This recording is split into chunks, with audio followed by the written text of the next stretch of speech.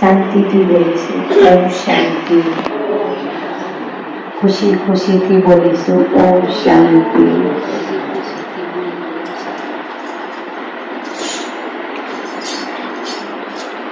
ભારત દેશ એક આધ્યાત્મ પ્રધાન દેશ છે. આ ભારતીય સંસ્કૃતિ એ આજે આપણે નિહાળી રહ્યા છીએ. આજે આ ભારતીય સંસ્કૃતિની બોલબાલા આજે પશ્ચિમના દેશોની અંદર પણ ઝળહળી રહી છે. આજે આ ભારત દેશની અંદર 365 દિવસ આપણે જે પણ તહેવારો ઉજવીએ છીએ એનું એકનું આધ્યાત્મિક રહસ્ય, દરેક તહેવારોનું, દરેક મહિનાઓનું એક આગવું મહત્વ છે. જેવી રીતે આ શ્રાવણ માસ જે પવિત્ર માસ તરીકે આપણે ઉજવતા હોઈએ છીએ, જે ભોળાનાથનો મહિનો કહેવામાં આવે છે. આ શ્રાવણ માસની અંદર અનેકાનેક એવા તહેવારો છે એકબીજાની સાથે જોડાયેલા છે, પણ ફક્ત આપણે તહેવારો ઉજવી અને આપણે પૂરું કરી દેતા હોઈએ છીએ, પણ એનું આધ્યાત્મિક રહસ્ય જાણતા નથી. તો આજે તમે જો થોડા દિવસ બાદ રક્ષાબંધન આવશે.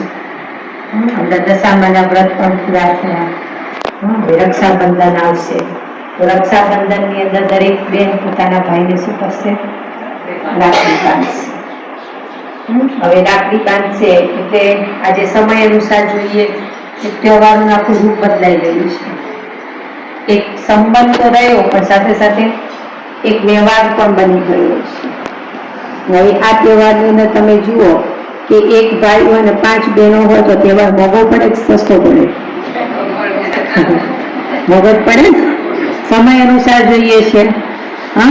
પણ એક ભાઈ અને બહેનનો એક પવિત્ર તહેવાર, એક સ્નેહના સૂચક સ્વરૂપે, એક પ્રેમના પ્રતીક સ્વરૂપે આપણે આ તહેવાર ઉજવતા હોઈએ છીએ. દરેક બેન પોતાના ભાઈને ચોક્કસ યાદ કરશે અને રાખડી મોકલશે. રાખડી મોકલ્યા બાદ પણ શું કહેશે કે મારો ભાઈ મારી રક્ષા કરે. અને આપણે પણ એવું વિચારતા હોઈએ છીએ કે મારા ભાઈની રક્ષા થાય. એકબીજાના અરસપરસ બંનેને રક્ષાની જરૂર છે ને, ચાહે બેન હોય કે ચાહે ભાઈ હોય. વિચાર કરો કે ઉંમરની અંદર ભાઈ નાનો છે, બેન મોટી છે. બેન બહાર રહેતી હોય, ભાઈ બીજા રહેતો હોય, એકબીજાને સમય અનુસાર મળી પણ ન શકાતું હોય તો કઈ રીતે રક્ષા કરી શકશે? એક વિચારવા જેવો વિષય છે. કઈ રીતે રક્ષા કરી શકશે? પણ આજે આપણી ભારતીય સંસ્કૃતિની અંદર ફક્ત એક તહેવાર એ ફક્ત એક સંબંધ પૂરતો નથી. આપણે આપણા શાસ્ત્રોની અંદર પણ ઘણી બધી વાતો સાંભળેલી હોય છે કે કુંતા માતા હતા એને પણ અભિમન્યુને રાખડી બાંધી. યમુનાજી હતા એને પણ યમ એના ભાઈ હતા એને પણ રક્ષા સુરક્ષા બાંધે છે. એવી રીતે પણ પહેલાના સમયમાં જે મુસલમાન શાસનકાળ ચાલતું હતું ત્યારે ધર્મની બેન, ધર્મનો ભાઈ બનાવી અને કહેવાય છે કર્ણાવતી, એ હુમાયુને રાખડી બાંધે છે અને એને પણ પોતાના રાજ્યની સુરક્ષા માટે પણ એક કહેવામાં આવે છે, એક સંદેશ મોકલે છે. અને એવા સમયે એટલે આ એક કહેવાની વાત એ છે કે આ એક તહેવારની અંદર એક આધ્યાત્મિક રહસ્ય સમાયેલું છે. એવી રીતે થોડા દિવસ બાદ તમે જુઓ જન્માષ્ટમી આવશે, કૃષ્ણ જન્મ ઉત્સવ આવશે. તો આ મહિનો એને આપણે શું કહીશું? તહેવારોનો મહિનો. તહેવાર એટલે કે આપણા જીવનની અંદર એક ઉમંગ અને ઉત્સાહ લાવે છે. કારણ કે ચાલતા ચાલતા જીવનની અંદર ક્યારેક નિરાશતા પણ આવી જાય છે, ક્યારેક તણાવ પણ આવી જાય છે. તો આ તહેવાર આગળ પાછળ એક જ રહસ્ય છે કે આપણા જીવનમાં કંઈક આપણે નવું કરીએ, કંઈક આપણા જીવનની અંદર કંઈક ઉમંગ ઉત્સાહ વધે. એટલે તમે જુઓ ખાસ આ શ્રાવણ મહિનામાં આપણે આખો શ્રાવણ મહિનો કોની પૂજા કરીએ છીએ? ભોળાનાથ. ગીત પણ આપણે સાંભળ્યું આધ્યાત્મિક, સત્યમ શિવમ સુંદરમ, જેનું નામ જ છે સત્યમ શિવમ સુંદરમ. જે સત્ય છે એ જ શિવ છે અને એ જ સુંદર છે. હવે સત્ય એટલે કે પહેલી વાત એ બતાવવામાં આવે. અત્યાર સુધી આપણે ગાતા આવ્યા, અસત્યમાંથી સત્ય તરફ તું લઈ છે, અંધકારમાંથી પ્રકાશ તરફ તું લઈ છે, મૃત્યુમાંથી અમરત્વ તરફ તું લઈ છે. હવે સત્ય અને અસત્ય, અંધકાર અને પ્રકાશ, મૃત્યુ અને અમરત્વ, આ બધી વાતો છે ને બે વાતોને જોડાયેલી છે. જે સત્ય છે તો અસત્ય પણ છે, જે અંધકાર છે ત્યાં પ્રકાશની ઈચ્છા રાખતા હોઈએ છીએ, જે મૃત્યુ છે તે અમરત્વની પણ પ્રાપ્તિનો અનુભવ આપણે કરવા ઈચ્છતા હોઈએ છીએ. તો સત્ય એ બતાવવામાં આવે છે, ચલન એ વાત બતાવવામાં આવે છે કે આપણે કોણ છીએ. આપણે ભજનની અંદર તો ગાતા હોઈએ છીએ, કઈ વાતો સાંભળતા આવ્યા છીએ, કે ભાઈ જ્યાં લગી આત્મ તત્વ ચીન્યો નહીં ત્યાં લગી સર્વ સાધના મિથ્યા છે. આત્મ સત્વ મને કે આ શરીર છે, એ શરીરને આપણે શું કહીશું? નાશવંત કહીશું. આ શરીર છે આપણે પ્રકૃતિના 5 તત્વોનું બનેલું છે, પણ આ શરીરને ચલાવનાર એક ચૈતન્ય શક્તિ જે અજર, અમર અને અવિનાશી છે. એ ચૈતન્ય શક્તિ જેને આપણે કહીશું સત્ય સ્વરૂપ કહીશું. એ સત્ય એટલે કે એક અવિનાશી છે, જ્યોતિર્મય બિંદુ સ્વરૂપ છે. હવે તમે જુઓ કે આપણે બધા બેઠા છીએ, આ શરીર દેખાય છે ને બધાનું, પણ શરીરને ચલાવનાર એ ચૈતન્ય દેખાતી નથી. તો જીવનનું પ્રથમ સત્ય અથવા સનાતન સત્ય એ બતાવવામાં આવે છે કે આપણે શરીર નથી, પણ શરીરને ચલાવનાર એક ચૈતન્ય આત્મા છીએ. હવે આપણી આત્મા છીએ તો આપણે આ સૃષ્ટિરૂપી રંગમંચ પર આપણે બધા પાઠ ભજવવા માટે આવ્યા છીએ. જ્યારે પાઠ પૂરો થશે ત્યારે આપણે પાછા જવાનું છે. આ શરીર છે એ શરીરના સંબંધો પણ આજે કેવા છે? નાશવંત છે. જે આપણા એકબીજાના સંબંધો છે, તમે જુઓ કે આપણે એકદમ નજીકના સંબંધી કેમ ના હોય, પણ જયારે આત્મા શરીર છોડીને જાય એટલે તરત શું કહીશું?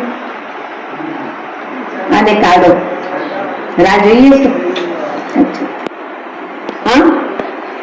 ભલે નજીકના કેમ નથી, આત્મા શરીર છોડી દે એટલે તરત શું કહીશું? કોઈની રાહ જોવા પણ રહેતા નથી.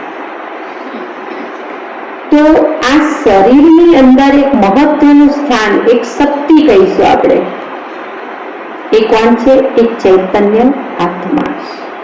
હવે આપણી ચૈતન્ય આત્મા છીએ તો આ ચૈતન્ય શક્તિના પિતા જેને કહેવાય છે પરમ આત્મા, એટલે આપણે પરમાત્મા કહી શકીએ. જેમ ગાય હોય ને તો ગાયનું બચ્ચું કેવું હોય? ગાય જેવું જ હોય. કૂતરું હોય તો કૂતરાનું બચ્ચું કેવું હોય? અને જેવું જ હોય. તો એવી જ રીતે આપણી એક ચૈતન્ય શક્તિ આત્મા છે. તો આત્માના પિતા જેને નામ આપ્યું છે પરમ આત્મા, એ પરમ છે. પરમનો અર્થ શું બતાવવામાં આવે છે? પરમ એટલે કે જે ઊંચામાં ઊંચા છે, જેને આપણે કહીશું હાઈએસ્ટ, જે સર્વોચ્ચ કહેવામાં આવે છે, હાઈએસ્ટ ઓથોરિટી કહીશું.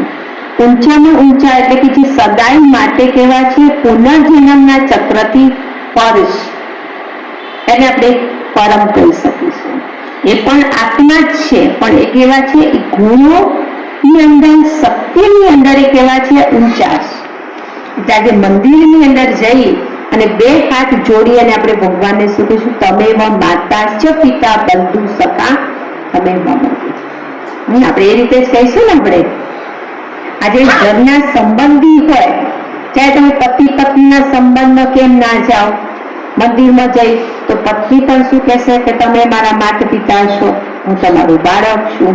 પતિ પણ શું કહેશે? તમે મારા માતા પિતા છો, હું તમારું બાળક છું. ઘરની અંદર નાનો દીકરો હોય, એ દીકરાને પણ મંદિરે લઈ જાઓ તમે તો એ પણ શું કહેશે?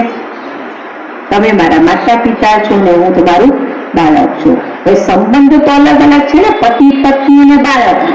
પણ કોઈ એમ નહીં કે તમે મારા સાસુ સસરા છો, દીકરો એમ નહીં કે તમે મારા દાદા દાદી છો, કહેશે નહીં.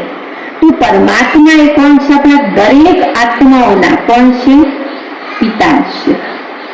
અને એ પિતા પરમાત્મા એ પણ કેવા છે? જ્યોતિર્મય બિંદુ સ્વરૂપ. અને એ જ્યોતિર્મય બિંદુ સ્વરૂપ છે એના યાદગારોની અંદર દરેક શિવાલયની અંદર આપણે તમે જો ભારતની અંદર 12 જ્યોતિર્લિંગમ આવેલા છે. અને એ જ્યોતિર્લિંગમની અંદર પણ કોની યાદગાર છે?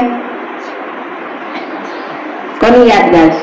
એકની જ યાદગાર બતાવી, જ્યોતિર્લિંગમ નામ આપી દીધું.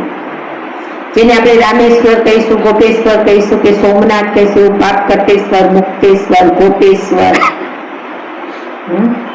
પશુપતિનાથ, કેટલા બધા નામ છે ના તો. હા, અનેક નામ છે ને. પણ છતાં પણ દરેક મંદિરોની અંદર એની પ્રતિમા એ કેવી છે? એક શિવલિંગના સ્વરૂપે બતાવવામાં આવે છે. અને આપ તમે જુઓ કે આખો શ્રાવણ મહિનો આપણે એકની જ પૂજા કરીએ છીએ. બીજા બધા તહેવારોમાં તમે જુઓ કે બીજા દિવસો હોય તો આપણે એક દિવસ, જેમ પેલું ગણેશ ઉત્સવ સુધી આપણે 12 દિવસે 14 દિવસ આપણે ગણેશની પૂજા કરીએ છીએ આપણે. ત્યારબાદ તમે જો કે રામનવમી આવે તો રામની પણ આપણે એનો જન્મ ઉત્સવ મનાવીએ છીએ. વિશ્વ જન્મ ઉત્સવ પણ આપણે એક દિવસ મનાવીએ છીએ. પણ આખો શ્રાવણ મહિનો કોની પૂજા કરી? એ ભોળાનાથની પૂજા કરી છે. તો એ ભોળાનાથ ઉપર આપણે શું ચડાવીએ છીએ? જળ ચડાવીએ છીએ, બીલી પાન ચડાવીએ છીએ, દૂધ ચડાવીએ છીએ, આપણો ધતૂરો ચડાવીએ છીએ, ચડાવીએ છીએ ને. પણ આપણે એ જાણતા નથી કે આ મારા પિતા છે. કોના પિતા? આત્માના પિતા.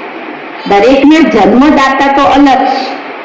આજે તમારા પણ જન્મદાતા અલગ છે, મારા પણ જન્મદાતા અલગ છે.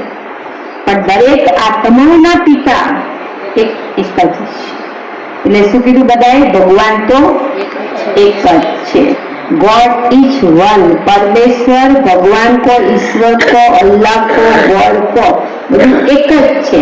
પણ એક કોણ છે? એ જ્યોતિર્મય બિંદુ સ્વરૂપ. અને એ જ્યોતિર્મય બિંદુ સ્વરૂપ પરમાત્મા, જેનું નામ આપ્યું શિવ. શિવ અર્થાત કલ્યાણકારી, કે જે દરેક આત્માઓનું કલ્યાણ કરવા વાળા છે.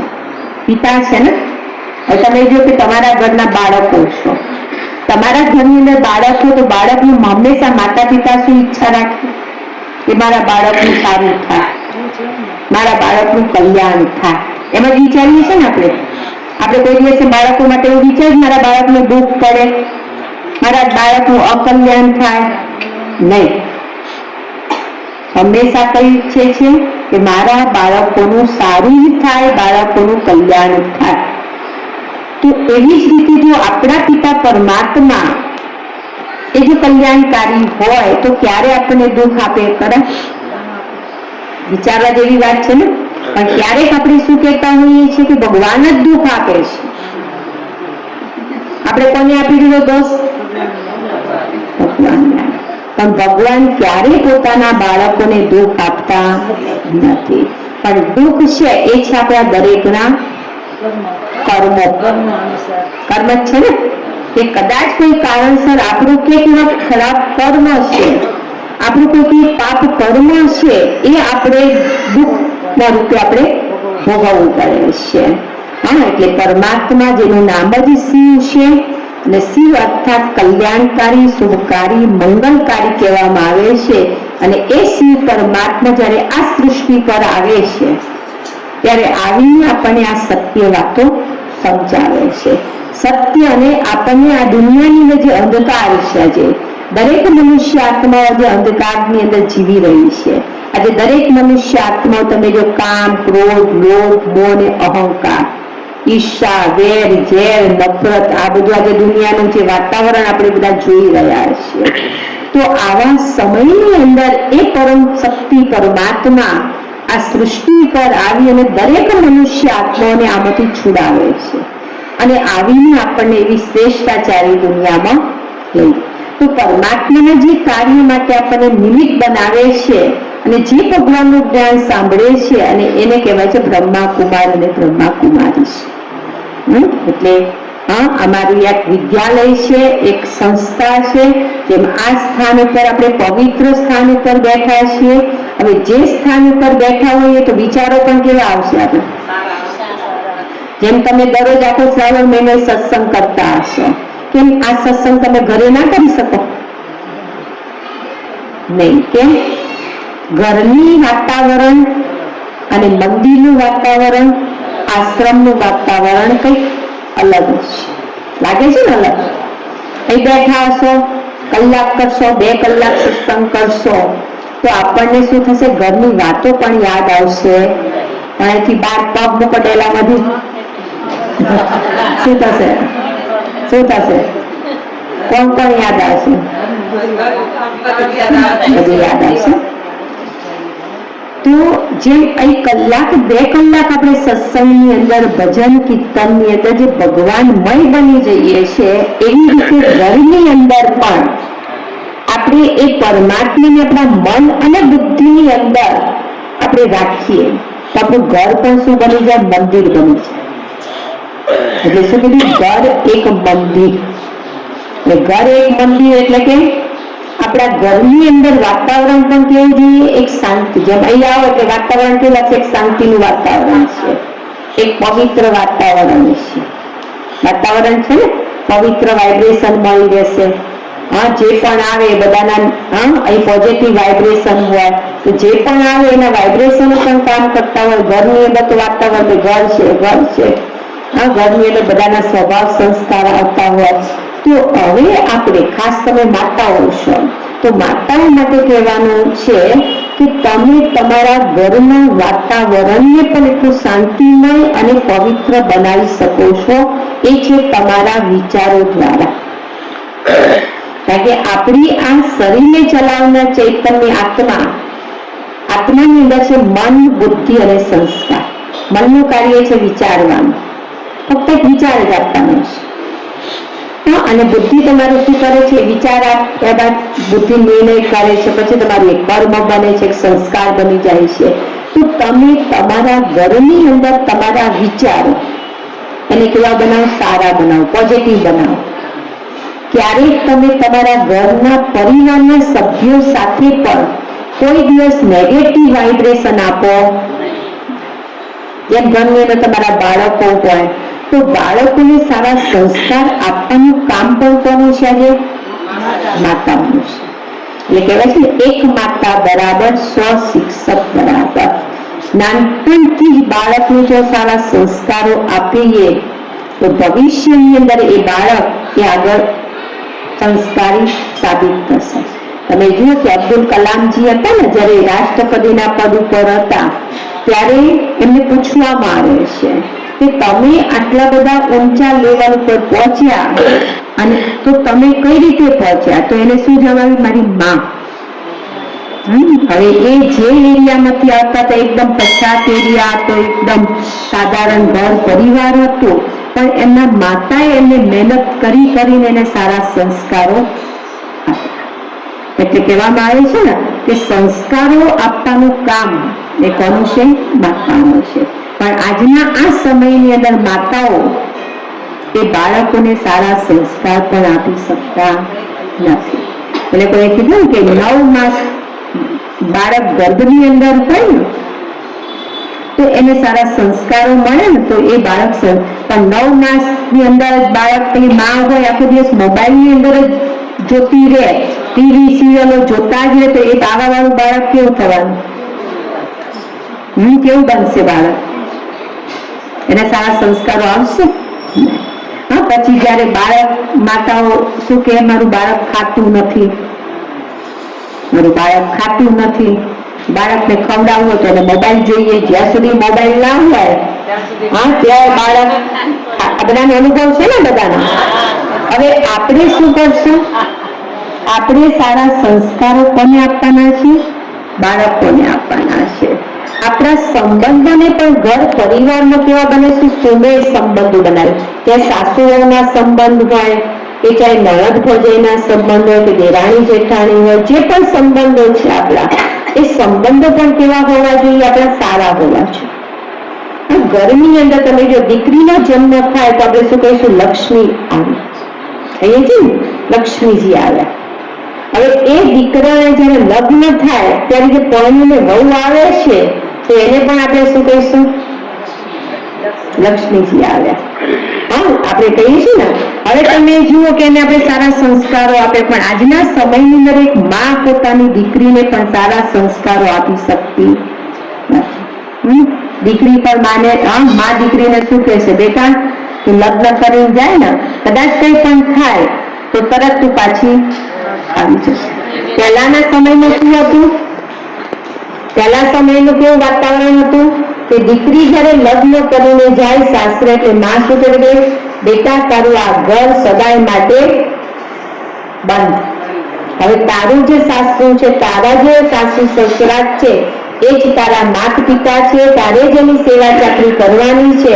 પણ આજના સમયની અંદર આજે માં કઈ સારા સંસ્કારો દીકરીને આપતી નથી. એટલે શું થાય? શું થાય? ઘરની અંદર શું થાય છે? લડાઈ ઝઘડા થાય છે ને.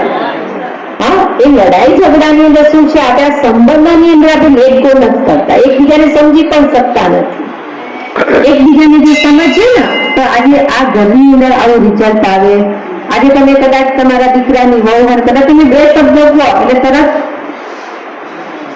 તરત કઈ વાત કહેશે? હું તો પિયર જતી રહીશ, કામ કરી રહીશ, હું કામ. મા બાપને શું વાત?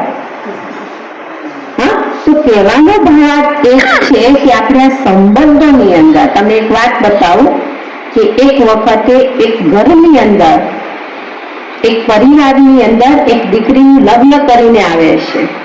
લગ્ન કરીને આવે છે એટલે પછી એના જે પિયરની અંદર એટલું કામ વર્ક રહેતું એટલે સવારે ઉઠતાની સાથે એને ભૂખ લાગતી.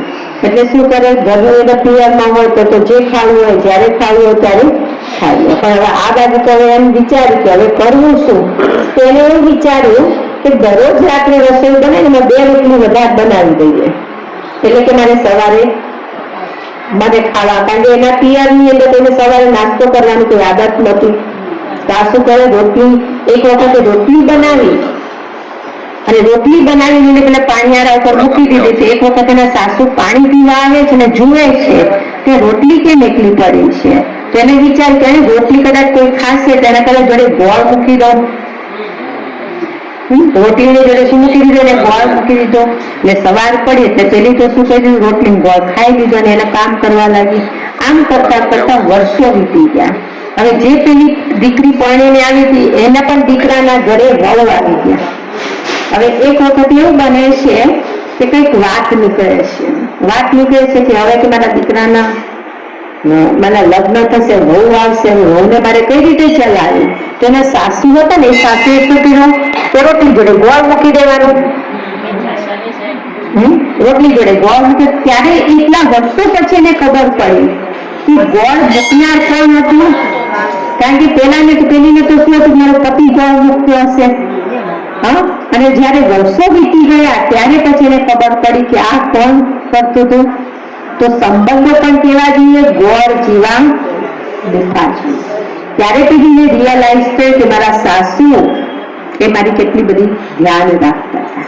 હા, એટલે સંબંધો પણ કેવા જોઈએ? આપણા સુમધુર જોઈએ સંબંધો. હા, અને બીજું કે કોઈ પણ વાત હોય તો આપણે છોડવાની, લેટ ગો કરવાની ભાવના રાખીએ. આજે પહેલાના સમયની અંદર આપણે જે કરતા હતા અને આજની નવી જનરેશન જે પણ આવે ને જે કરે ને આપણે એમ પકડીએ કે ના ભાઈ હું કરું એ સાચું, હું કરતી તે સાચું. તો આજે કોઈ એવું કરીશ? હાલે ના હાલે. તો લડાઈ ઝઘડા તો થવાના ને, અને એના કારણે આખું વાતાવરણ તંગ થઈ જશે. ઘરની અંદર સાસુ વહુના ઝઘડા હોય તરત પ્રેશર ક્યાં આવશે? ભાઈઓ પર આવશે. ભાઈઓને પણ તમે જો કે ભાઈઓને નોકરી હોય, આ હોય, તો એક તો એનું ટેન્શન તો છે, અને બીજું આપણે પ્રેશર આપીએ ત્યારે એ ભાઈઓની હાલત શું થાય? વિચાર. એટલે એ બતાવવામાં આવે છે કે આપણા સંબંધોની અંદર શું હોવું જોઈએ? શું મધુરતા હોવી જોઈએ. અને સાથે સાથે એ પણ બતાવવામાં આવે છે કે જ્યારે તમે રસોઈ બનાવો ત્યારે પરમાત્મા પિતાને યાદ કરી અને રસોઈ બનાવો.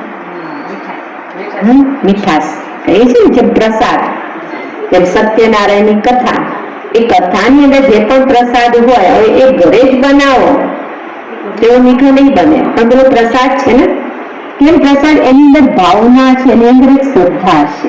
તો જ્યારે પણ માતા તમે ખાસ રસોઈ બનાવો તો રસોઈ બનાવતા બનાવતા તમે સારા વિચારો કરો, સારા વિચારો. ટીવી સિરિયલ જોતા જોતા, મોબાઈલ જોતા જોતા રસોઈ બનાવો નહીં. જેટલો સમય રસોઈ બનાવો એની અંદર તમે સારા વાઇબ્રેશન આપો, સારા એવા ગીતો છે, ભજનો છે, સારી વાતો સાંભળતા એને યાદ કરતા કરતા રસોઈ બનાવશો તો ખાવા વાળાનું પણ મન અને બુદ્ધિ કેવી બની જશે? શુદ્ધ અને સાત્વિક બની જશે. એટલે અન્નનો પણ આપણા મન ઉપર પ્રભાવ પડે છે. જેવું અન્ન એવું જ આપણું વિસ્તાર છે.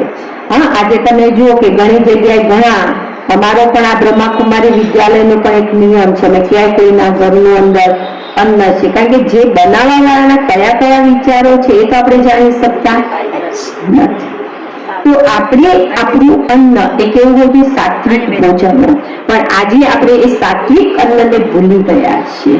આજે તો અઠવાડિયામાં એક દિવસ આવે એટલે શું કહીશું? ભાઈ આજે તો હોટલનું ખાવાનું, રવિવાર છે એટલે ઘરની અંદર આજે રજા.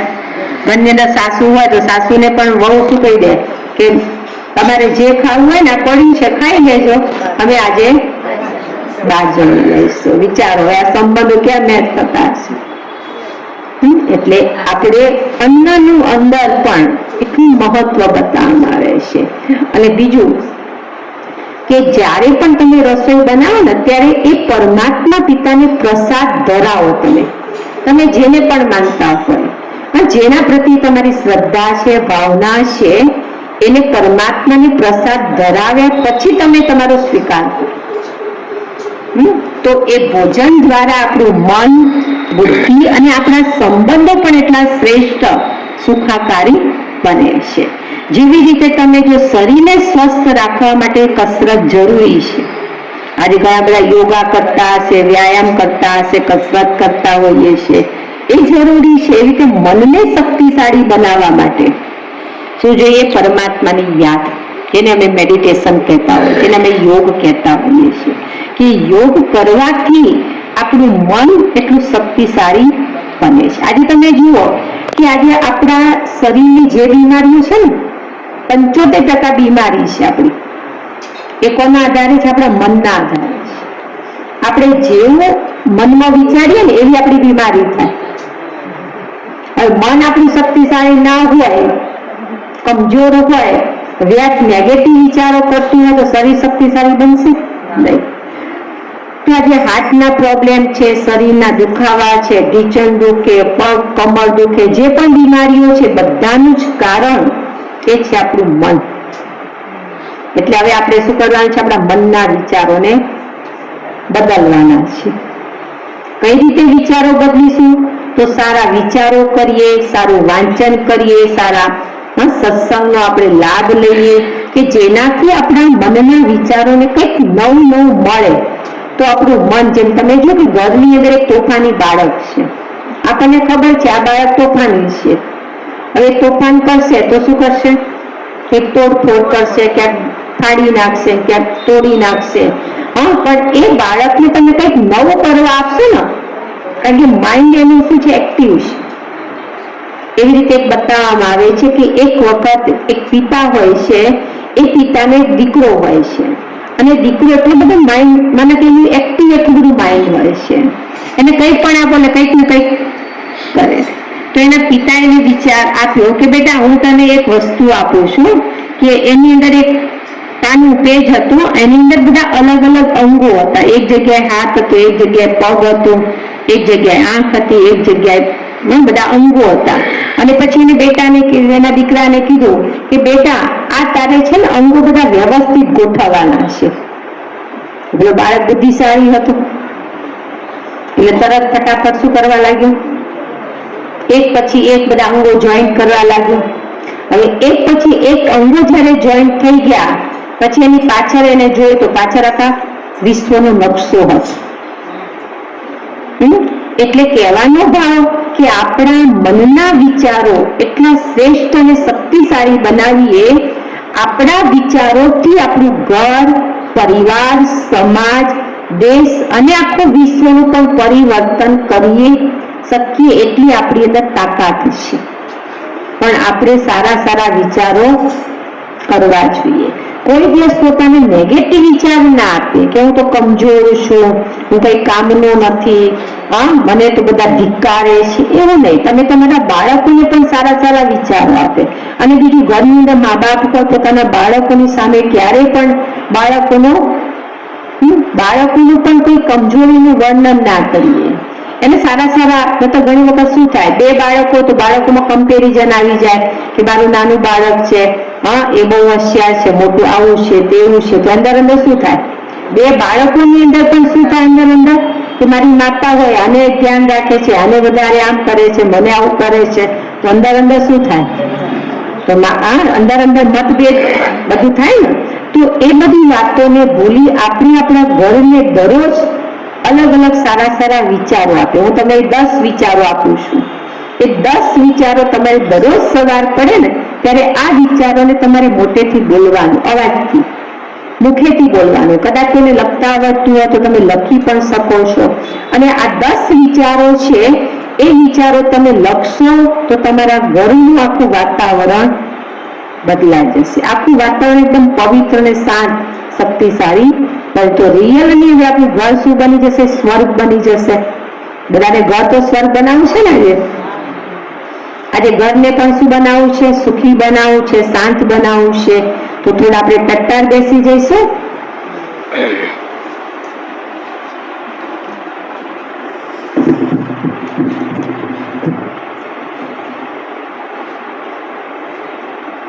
હું જે બોલું ને તમારે અત્યારે તો ફક્ત મનની અંદર ચિંતન કરવાનું. પછી ભલે ઘરે તમને કદાચ લખતા આવડતું તો લખી પણ શકો છો, બોલી પણ શકો છો. તો પહેલામાં પહેલો આપણે એ સંકલ્પ કરીશું કે હું શક્તિશાળી આત્મા છું. હું શક્તિશાળી આત્મા છું. હું શાંત સ્વરૂપ આત્મા છું. હું સ્થિર આત્મા છું. હું સદા સુખી આત્મા છું. હું સદા ખુશ આત્મા છું. મારું તન સ્વસ્થ છે, નિરોગી છે. મારું ઘર, મારું પરિવાર સ્વર્ગ છે.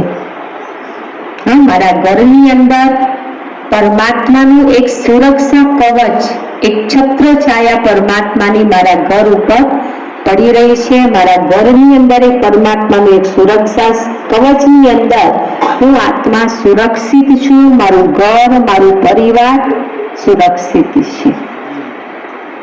અને સફળતા એ મારો જન્મસિદ્ધ અધિકાર છે. આવા દરરોજ સંકલ્પ આપણે કરશું, સારા સારા સંકલ્પો કરશું, તો શું થશે, આખું ઘરનું વાતાવરણ બદલાઈ જશે. ઓમ શાંતિ. તો આજે જે પણ સમય તમે બધાએ સાંભળ્યો, તમારો સત્સંગ કેટલા વાગે ચાલે? 6 વાગ્યા સુધી ચાલે, 6:30, 7 વાગ્યા સુધી.